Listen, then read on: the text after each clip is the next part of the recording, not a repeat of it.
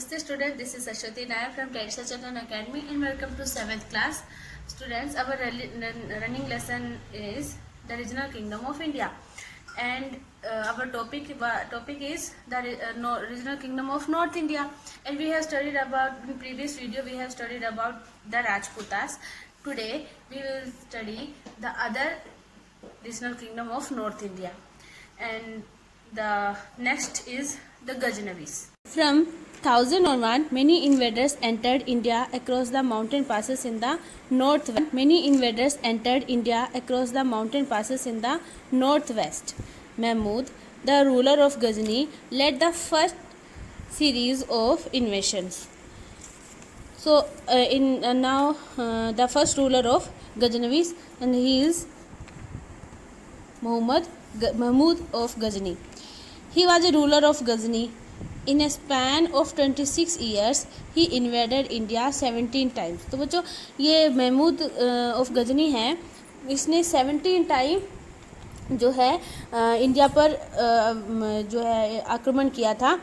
Y, क्या reason था इसका? इसको एक मजबूत आर्मी चाहिए थी, powerful. He want powerful army, so he want lot of money. तो उसने ये इंडिया तो वेल्थी था ही, इसको पता भी था, तो इसने इसी के लिए बस रूल करना इसका मेन इंटेंशन नहीं था. क्या था? सिर्फ पैसे लूटना, मनी ले जाना. तो उसने 17 टाइम इस पे जो है इंडिया पर इन्वेट किया था. ही डिफीटेड जयपाल एंड आनंदपाल.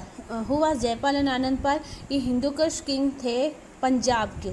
ठीक है, तो पंजाब पे अब देखो, इस पे हमने पहले हम पढ़ चुके कि उसने कहाँ से एंटर किया था. नॉर्थ वेस्ट माउंटेन पासेस से एंटर किया था. नॉर्थ वेस्ट कहाँ है हमारा? ऊपर बिल्कुल इंडिया के मैप में. आप सोचो क्या है? कश्मीर है. तो कश्मीर नॉर्थ वेस्ट से जो है, उस कोने से जो है वो उसने एंटर किया था. अब उसके बाद में जस्ट पंजाब आ जाता है. तो पंजाब में इसने जयपाल और आनंदपाल को डिफीट किया. He also attack the rich temple town of India like Mathura, Kannauj in 1018 and Somnath in 1026. अच्छा, जयपाल और आनंदपाल को डिफीट करने के बाद उनके किंगडम से उसने खूब पैसे जो है उनसे लूटे. उसके बाद उसको ये देखा उसने कि हिंदू टेम्पल बहुत रिच हैं. तो ये रिच टेम्पल्स थे जो मथुरा के, कन्नौज के और सोमनाथ टेम्पल, यहाँ पर उसने अब आक्रमण किया. तो when was he attacked on Mathura and Kannauj? 1018 and Somnath 1026. अच्छा, सोमनाथ में जब उसने आक्रमण किया तो सोमनाथ टेम्पल के दीवारों में लगे कीमती पत्थर तक ही उखाड़ के ले गया था. At last Mahmud died in 1030. The next dynasty is Ghoris. Students, Gauris also like the small dynasty like Ghaznavis. ठीक है, लेकिन महमूद ऑफ गजनी ने क्या किया था? गौरीस को जो है अपना क्या बना दिया था?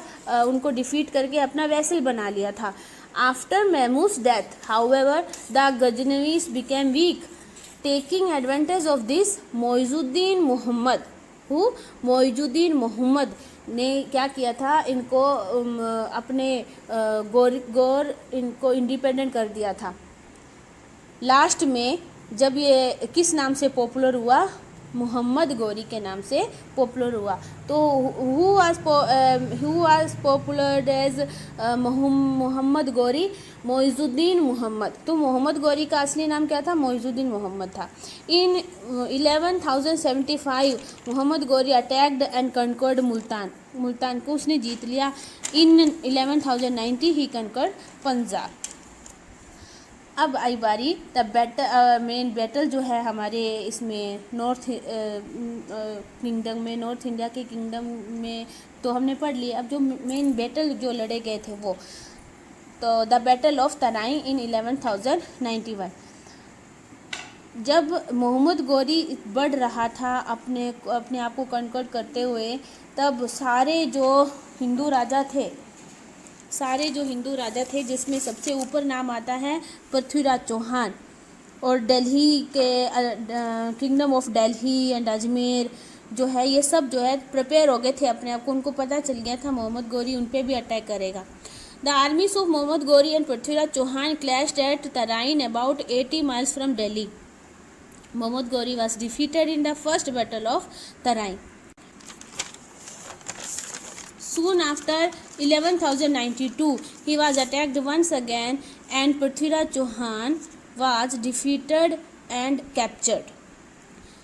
जब 11,092 में इसने वापस किसने मोहम्मद गौरी ने वापस जब अटैक किया था तो Prithviraj appeal to the neighbouring kings for help. Some Rajput rulers came to his help but the most powerful Rajput ruler who was he Raja Jaichandra of Kannauj however stayed away. And next में क्या हुआ in 1194 he defeated Raja Jaichandra also in the battle of चांदवार.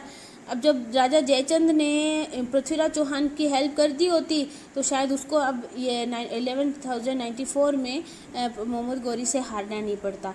उसने help नहीं की और 11,000 ठीक 2 साल बाद 1194 में क्या हुआ मोहम्मद गौरी ने राजा जयचंद को भी हरा दिया.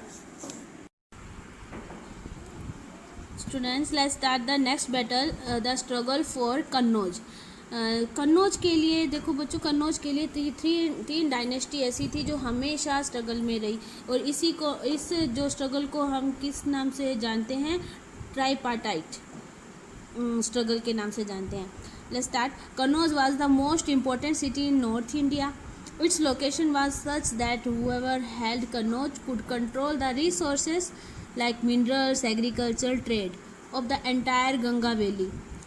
Since the 8th century, the Palas, Gurjar Pratiharas and Rashtrakutas were engaged in a tripartite struggle to control Kannauj. This struggle lasted for over 2 centuries and weakened all 3 dynasties. इस कन्नौज के लिए जो तीनों डायनेस्टी स्ट्रगल करती रही और इसी struggle ने इन तीनों डायनेस्टी को कमज़ोर कर दिया. Let me show you look at the map and this map